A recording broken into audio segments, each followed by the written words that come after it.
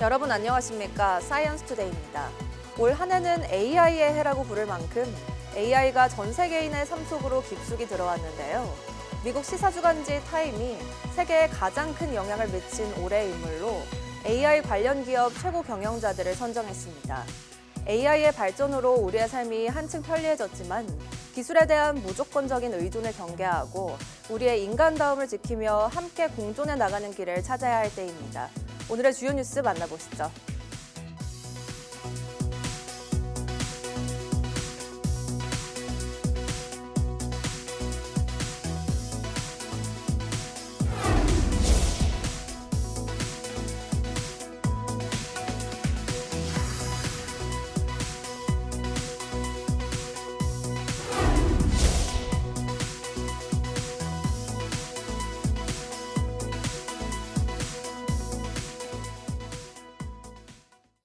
밤사이 찬 공기가 내려오면서 기온이 큰 폭으로 떨어졌습니다.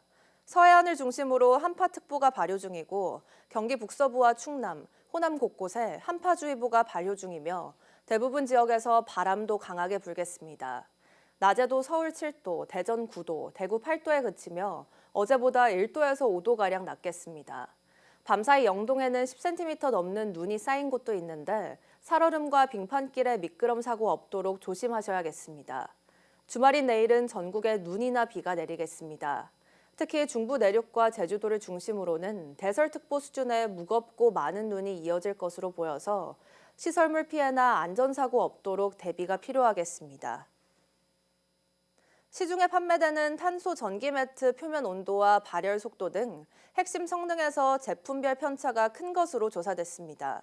한국소비자원이 시중에서 팔리는 국산 탄소 전기 매트 10개 제품의 성능을 조사한 결과 최대 표면 온도가 섭씨 39도에서 64도에 이르기까지 차이가 큰 것으로 나타났습니다. 표면 온도를 20도에서 35도까지 높이는 데 소요되는 발열 속도는 12분에서 49분으로 매트 두께가 얇은 저가형 제품이 비교적 빨랐습니다. 조사 결과 10개 제품 중 4개가 베개 관련 안전을 위해 머리 쪽에 열선을 배치하지 않아 사용자가 미리 확인하고 사용할 필요가 있는 것으로 나타났습니다. 정부가 AI와 반도체 등 국가 전략 분야에 장기 투자하는 한국형 국부펀드 설립을 추진하기로 했습니다. 국부를 체계적으로 축적하고 증식해 미래 세대로 이전하겠다는 취지입니다. 보도에 오인석 기자입니다. 기획재정부는 대통령 업무 보고에서 적극적 재정 정책으로 내년도 1.8% 플러스 알파의 성장을 뒷받침하고 외환과 부동산도 철저히 관리하겠다고 밝혔습니다. 적극적으로 국부를 창출한다는 구상도 내놨습니다. 내년 상반기 중으로 한국형 국부펀드 설립을 추진하기로 했습니다. 싱가포르의 테마색, 호주의 퓨처펀드 등 해외 국부펀드 사례를 벤치마크하고 있다고 설명했습니다. AI와 반도체, 바이오 등 국가 전략 산업 분야에 장기 투자해 국부를 체계적으로 축적 증식해 미래 세대로 이전한다는 취지입니다. 이 한국형 국부펀드는 국내든 해외든 좀 이렇게 확장적으로 하고 싱가포르 테마색처럼 좀 자유롭게 민간 전문가들이 의사결정도 하고 해서 아주 수익을 낼 수 있는 상업적 베이스로 운영할 수 있는 그런 방향으로 저희들이 방안을 마련하겠다. 1,300조 원에 달하는 국유재산의 가치와 활용도 극대화하기로 했습니다. 300억 원이 넘는 국유재산 매각은 국회 상임위에 사전 보고하고 할인 매각은 원칙적으로 금지하기로 했습니다. 정부는 물가 안정을 위해 각 부처 차관급을 물가 안정 책임관으로 임명해 물가 관리를 주도하고 유류세 인하 조치를 내년 2월까지 연장하는 방안을 검토하기로 했습니다. 청년 고용 대책으로는 내년 1분기 중 쉬었음 청년에 대한 맞춤형 지원 방안을 마련하기로 했습니다. 글로벌 기술 경쟁을 뒷받침하기 위해 국내 생산 촉진 세제 도입도 추진됩니다. 국내 생산 촉진 세제는 반도체와 2차 전지 등 첨단 산업에 생산 세액 공제를 적용하는 제도입니다. 대미 투자 확대로 국내 산업 공동화 우려가 제기되는 가운데 국내 생산을 유도해 소비가 활성화되고 일자리가 생기는 선순환 구조를 만들겠다는 것으로 풀이됩니다. YTN 오인성입니다. SK하이닉스 등 반도체 업계는 대규모 투자를 할 수 있도록 금산분리 등 규제를 풀어달라고 요청해 왔는데요. 기획재정부는 대통령 업무보고에서 지방투자와 공정거래위원회 승인을 전제로 특례를 통해 규제를 완화하겠다고 밝혔습니다. 이승은 기자가 보도합니다.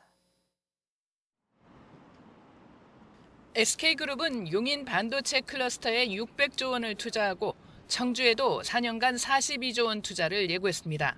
하지만 대규모 자금 조달 방법이 마땅치 않습니다. 금산분리 원칙에 따라 일반 지주사가 금융사를 소유할 수 없습니다. 또 SK하이닉스는 자회사, 그러니까 SK의 증손회사를 만들 때 지분을 100% 보유해야 합니다. 이에 따라 SK 등 산업계는 대규모 투자가 가능하도록 제도를 만들어 달라고 요구해 왔습니다. 자꾸 기업하는 사람이 돈이 없다 뭐 그래서 돈을 주십시오 자꾸 이런 얘기를 들어가는 게 좀 왜곡돼서 뭐 이게 금산분리를 해주십시오라는 얘기로 마구 넘어가는데 저희는 금산분리를 원하는 게 아니었습니다. 이 투자를 감당할 수 있는 새로운 제도를 마련해 주십시오라는 게 제 생각입니다. 정부는 반도체 업종 특례 규정을 마련해 증손회사 지분 100% 보유 룰을 완화하겠다고 밝혔습니다. 50% 이상이면 허용하겠다는 겁니다. 이렇게 되면 SK하이닉스가 자회사를 설립할 때 직접 마련해야 하는 자본이 절반 수준으로 줄어들게 됩니다. 단 지역 균형 발전을 위해 지방 투자 시에 적용하고 공정거래위원회 심사와 승인을 받아야 합니다. 이것은 절대로 그 금산분리 그런 차원이 아니고 이 외국인 투자 같은 경우도 이런 규제 완화를 해주고 있습니다. 정부는 또 전략산업이 민간, 정책 자금을 설비 확대 등의 재원으로 활용할 수 있도록 장기 임대를 통해 초기 투자 부담을 줄이는 방안과 지주사가 금융 리스업을 할 수 있도록 허용하는 방안도 내놨습니다. 이렇게 되면 증손회사가 투자를 유치하거나 공장을 지어 SK하이닉스에 빌려주는 방식이 가능해집니다. 반도체 산업 투자에 숨통이 트이게 됐다는 업계 반응과 자칫 경제 집중도와 위험을 키울 수 있는 특혜성 조치라는 시민단체 반응이 엇갈립니다. YTN 이승은입니다. 전남에도 초거대 연구시설이 처음으로 들어서게 됐습니다. 전남 나주가 인공태양 연구시설터로 확정된 건데요. 이로써 전남은 올해 AI 데이터 센터와 국가 컴퓨팅 센터 등 3개의 대규모 시설을 유치하는 데 성공했습니다. 김범환 기자가 보도합니다. 인류의 미래를 책임질 핵심 기술 가운데 하나로 꼽히는 인공태양. 그 중에 하나가 핵융합이에요. 핵융합도 앞으로 우리가 2050년 이후에는 인류의 미래를 책임져야 될 기술이다. 한국연구재단이 전라북도의 이의 신청을 받아들이지 않으면서 1순위 후보 전남 나주가 인공태양 연구시설터로 확정되었습니다. 전라남도를 중심으로 각계가 힘을 모아 지질 안정성과 너른 터, 주민의 높은 수용성 등을 내세우며 인공태양 연구시설 유치 활동을 적극적으로 펼친 성과입니다. 대한민국의 새로운 태양이 호남에서 떠오르고 있습니다. 글로벌 AI 혁명이 바로 호남에서 시작되고 있습니다. 오늘의 이 경사는 500만 호남인의 혼신과 열정이 만들어낸 기적입니다. 모두 1조 2천억 원을 들여 나주에 들어설 인공태양 연구시설은 고급 일자리 창출과 관련 기업 유치 등 대규모 파급 효과가 생길 것으로 전망됩니다. 이로써 전라남도는 올해 SK의 글로벌 AI 데이터 센터와 삼성의 국가 AI 컴퓨팅 센터 등 미래 성장 동력 유치 3관왕을 달성했습니다. 그 중심에는 전라남도가 일찍 추진해온 해상풍력과 태양광 기반의 재생에너지가 있습니다. 이 황금 같은 찬스를 어떻게 할 것인가? 저는 이제 시작이라고 생각을 합니다. 그래서 황금 같은 찬스가 왔는데 이것을 어떻게 잘 살릴까 하는 것은 답은 가장 중요한 답은 에너지에 있다. 저는 이렇게 생각합니다. 전라남도는 앞으로 모빌리티 도시 영광을 중심으로 한 청정 수소 특화 단지 유치도 추진할 예정입니다. YTN 김범환입니다. 한국과학기술원 카이스트에 학부 100명, 대학원생 200명 규모의 인공지능 단과대학이 신설돼 내년부터 운영됩니다. 과학기술정보통신부와 한국과기원은 한국과기원 이사회를 열고 인공지능 단과대학을 설립하고 내년부터 학생 모집을 시작한다고 밝혔습니다. 인공지능 대학에는 인공지능학부와 인공지능 컴퓨팅학과, 인공지능 전환 AX학과 등 4개 학과가 신설됩니다. 한국과기원은 학과별 5명씩 전임교원 20명으로 출발해 인공지능 전문성을 갖춘 교원을 지속 확충할 계획입니다. 한반도 주변을 감시하고 재난재해에 대응하기 위해 개발 중인 실용위성, 초소형 군집위성의 발사가 15일 이후로 연기됐습니다. 우주항공청은 발사 예정이던 초소형 군집위성 검증기 발사가 연기됐다며 발사 일정은 추후 공개하겠다고 밝혔습니다. 군집위성 검증기는 우리 시각으로 지난 11일 뉴질랜드 마히아 발사장에서 미국 우주기업 로켓랩의 발사체로 발사 예정이었지만 통신 문제로 발사가 연기됐습니다. 이번에 발사되는 검증기는 군집위성 시스템 기술을 궤도상에서 검증하는 역할을 합니다.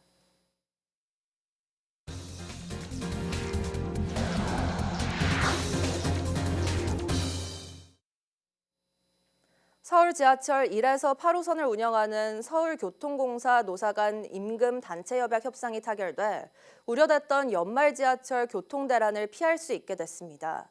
노사는 820여 명 신규 채용을 조속히 실시하고 정부의 공공기관 가이드라인에 따라 임금 인상률을 3%대로 합의했습니다. 노조 관계자는 사측이 첫차 운행 시간을 30분 앞당기려던 계획을 철회하고 승무 분야 임금 체계도 일원화하기로 결정했다고 밝혔습니다.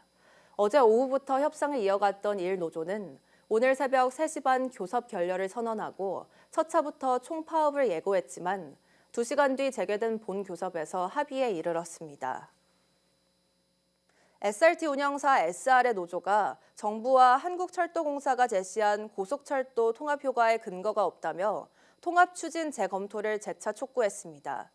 SR 노조는 정부는 SR 코레일을 통합하면 하루에 좌석 16,000석을 추가 공급할 수 있다지만 이런 수치에 대한 분석 자료나 추정 방식 등이 일정 공개되지 않는 등 근거 없는 정책 선전에 불과하다고 비판했습니다.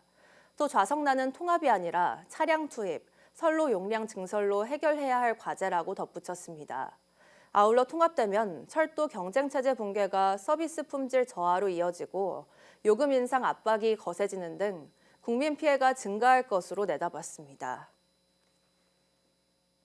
국제유가 하락에도 고환율 기조가 이어지면서 지난달 수입 물가가 1년 7개월 만에 가장 높은 증가폭을 기록했습니다. 한국은행이 발표한 수출입 물가지수 통계를 보면 수입 물가는 직전 달보다 2.6% 올랐습니다. 3.8% 상승했던 지난해 4월 이후 1년 7개월 만에 가장 높은 수준입니다.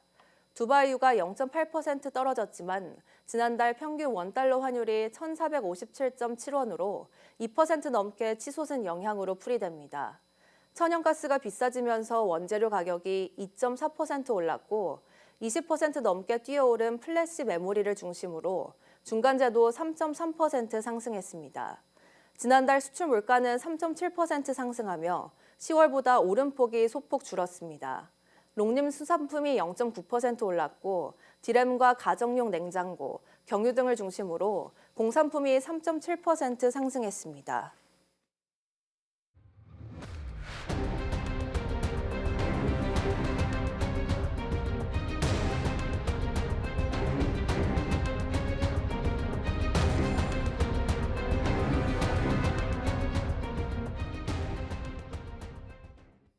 대규모 개인정보 유출 사태 이후 열흘 동안 경찰에 접수된 쿠팡 관련 피싱 상담이 200건이 넘는 것으로 나타났습니다. 경찰은 쿠팡 본사를 상대로 나흘째 압수수색을 벌이며 자료 확보에 주력하고 있습니다. 배민혁 기자입니다. 쿠팡 대규모 개인정보 유출 이후 YTN에는 2차 피해로 의심된다는 제보가 잇따랐습니다. 결제 등록 카드에서 300만 원이 무단 결제되고 누군가 통관보호를 도용해 자신도 모르게 물건을 수입했다는 주장도 나왔습니다. 2차 피해 우려 속에 지난달 30일 이후 열흘 동안 경찰에 접수된 쿠팡 관련 피싱 상담만 200건이 훌쩍 넘는 것으로 나타났습니다. 쿠팡을 사칭한 피해 보상, 카드 배송 사칭 등이 대표적입니다. 다만 경찰은 2차 피해 신고가 아니라 상담이나 문의가 들어온 것이라며 지금까지 2차 피해가 접수되지는 않았다고 설명했습니다. 그러면서도 카드 도용, 통관보호 도용 등 관련 사건의 경과를 예의주시하고 있다고 덧붙였습니다. 쿠팡 본사에 대한 경찰의 압수수색도 사흘째 이어졌습니다. 이틀 연속 10시간에 달하는 고강도 압수수색을 벌였지만 확보할 자료가 방대 추가 압수수색에 나선 겁니다. 경찰은 확보한 디지털 자료 등을 분석해 정확한 정보 유출 경로와 정의를 분석하는 데 주력할 방침입니다. 쿠팡의 핵심 대관 인력들이 강남에 있는 별도 사무실에서 유출 사고 대응을 위한 전방위적 로비 활동을 벌인다는 의혹도 제기됐습니다. 쿠팡 측은 사옥 공간이 부족해 일부 부서들이 외부 사무실을 사용할 뿐이라는 입장인데 경찰 수사 과정에서 은폐 의혹 등이 확인될지 주목됩니다. YTN 배민혁입니다. 개인정보 유출 사태 9일째를 맞아 쿠팡 이용자가 사태 이전 수준으로 돌아간 것으로 나타났습니다. IGA웍스 모바일 인덱스에 따르면 지난 8일 기준 쿠팡 일간 활성 이용자 수 추정치는 유출 사태 이전과 비슷한 1,591만 9천여 명으로 집계됐습니다. 사태 직후인 지난 1일 쿠팡 앱 접속자는 비밀번호 변경과 연결카드 삭제 등을 위해 크게 늘어 1,798만 명까지 치솟았습니다. 하지만 4일 1,695만 명에 이어 6일 1,594만 명을 기록한 뒤 유출 사태 이전과 비슷한 규모를 유지하고 있습니다. 이를 두고 소비자들이 쿠팡을 떠나 옮겨갈 대체제가 마땅치 않다는 점과 기존 서비스에 머무는 락인 효과 때문이라는 분석이 나옵니다. 농촌진흥청은 국산 현미의 체내 유해한 활성산소를 제거해 세포 손상을 막아주며 뼈 건강에 우수한 효과를 보이는 페놀산 배당체가 함유됐다고 밝혔습니다. 농진청은 연구 결과 현미를 섭취하면 뼈를 파괴하는 세포 분할을 억제하는 효과가 있었다면서 골다공증 예방과 뼈 건강 유지에 도움을 줄 수 있다는 과학적 근거를 마련했다고 평가했습니다. 이번 연구를 통해 현미가 단순한 영양 공급원을 넘어 뼈 건강에도 도움이 되는 작물임이 밝혀졌다고 농진청은 설명했습니다. 현미에 함유된 페놀산 종류와 함량 연구 결과는 식품 전문 학술지의 논문으로 게재됐습니다. 수십 년간 한 분야에서 농업 기술을 연구하고 발전에 힘써온 농업인들이 있습니다. 농촌진흥청이 평균 영농 경력 30년이 넘는 농업의 달인 5명을 올해의 명인으로 선정했습니다. 최기성 기자입니다. 차나무 관리에 한창인 조형곤 씨는 영농 경력 38년 베테랑입니다. 국내 최초로 잎이 큰 차나무인 대엽종 증식에 성공했고 녹차 샴푸 같은 가공 상품을 개발해 특허를 확보했습니다. 2007년부터는 체험 프로그램을 확대해 방문객 참여를 늘려왔습니다. 옛날에는 생산 위주로 했는데 지금은 관광이나 문화 쪽으로 이 접목을 시키면은 그 농가 소득에 굉장히 기여를 할 수 있거든요. 토마토만 34년 재배해온 김정용 씨가 토마토 상태를 살펴봅니다. 단맛과 짠맛이 조화를 이룬 대저토마토 재배 기술을 체계화한 김 씨는 최대 당도 13브릭스인 고당도 토마토를 안정적으로 생산하고 있습니다. 김 씨가 현장 연구 성과를 담아 쓴 책은 농업기술센터와 농협에서 교본으로 활용 중입니다. 저만 가지고 있다면 사실은 죽은 지식이지만 이 가지고 있는 지식이 젊은 사람들한테 또 도움이 되고 또 지식이 된다라고 하면 그건 진짜 살아있는 지식이 안 되겠나 라는 생각으로 열심히 하고 있습니다. 농촌진흥청은 두 사람을 포함해 포도와 감귤, 양돈까지 최고 농업기술명인 5명을 선정했습니다. 명인의 평균 영농 경력은 35.8년입니다. 전체 영농 경력 20년 이상, 같은 품목에서 15년 이상 경력을 가진 농업인이 명인 후보에 오릅니다. 대한민국 최고 농업기술 명인은 한 분야에서 오랜 경험과 축적된 기술로 농업 발전에 기여한 분들로 선정하였습니다. 2009년 이후 지금까지 배출된 명인은 모두 79명. 농진청은 명인들의 기술을 관련 사업에 반영해 현장에서 활용하도록 지원할 방침입니다. YTN 최기성입니다. 미국 시사주간지 타임이 세계에 가장 큰 영향을 미친 올해의 인물로 인공지능 발전을 주도한 젠슨 황과 샘 올트먼 등을 선정했습니다.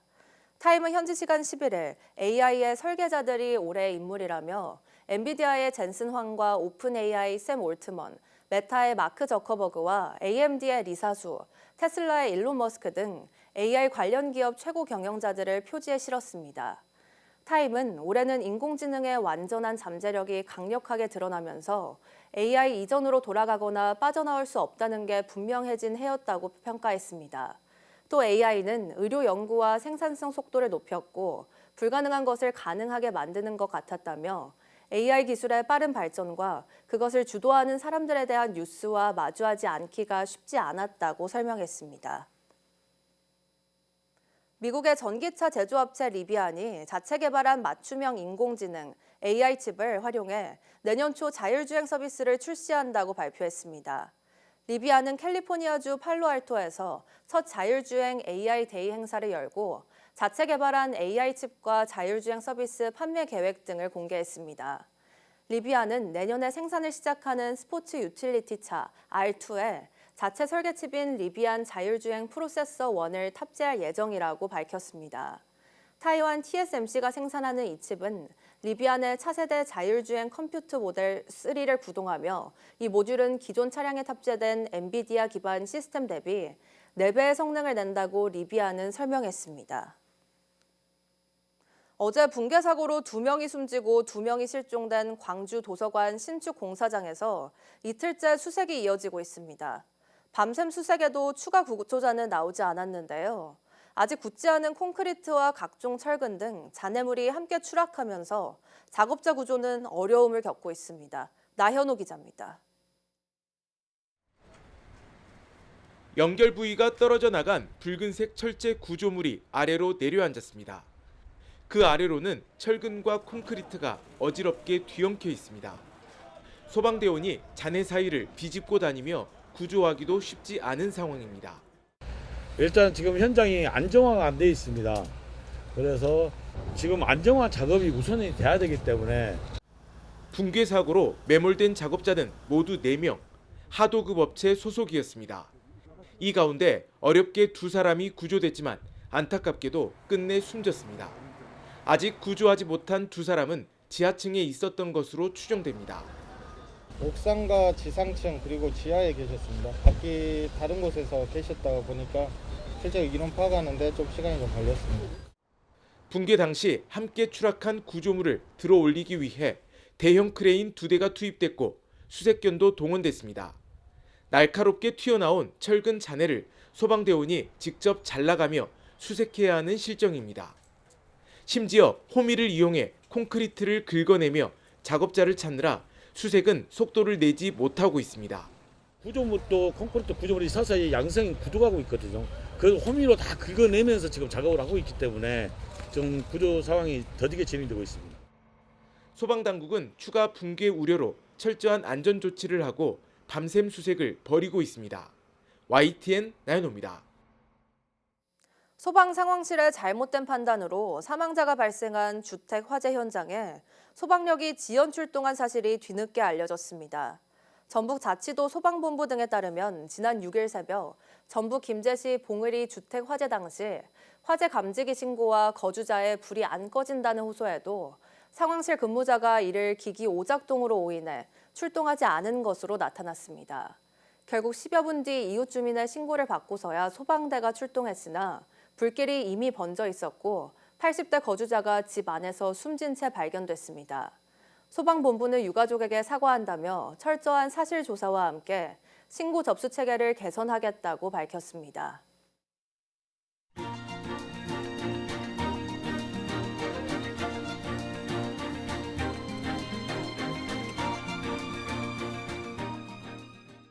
(12월 12일) 오전 사이언스 투데이 마칩니다. 오후 뉴스도 많은 시청 바랍니다. 시청해주신 여러분 고맙습니다.